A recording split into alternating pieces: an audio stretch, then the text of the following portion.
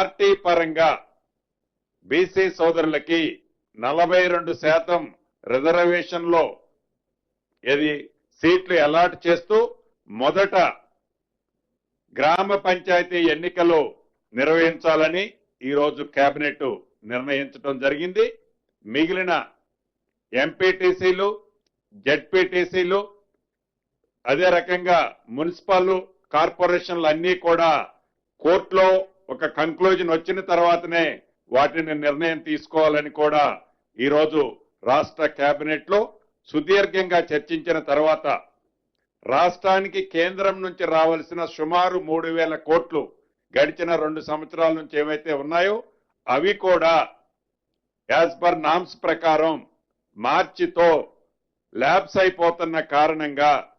రాష్ట్రానికి రావాల్సిన 3,000 కోట్లు ల్యాబ్స్ చేసుకోవటం ఇష్టం లేక స్థానిక సంస్థల్లో ఓన్లీ గ్రామ పంచాయతీ ఎన్నికలు పెట్టాలని ఈరోజు కేబినెట్ నిర్ణయించారు.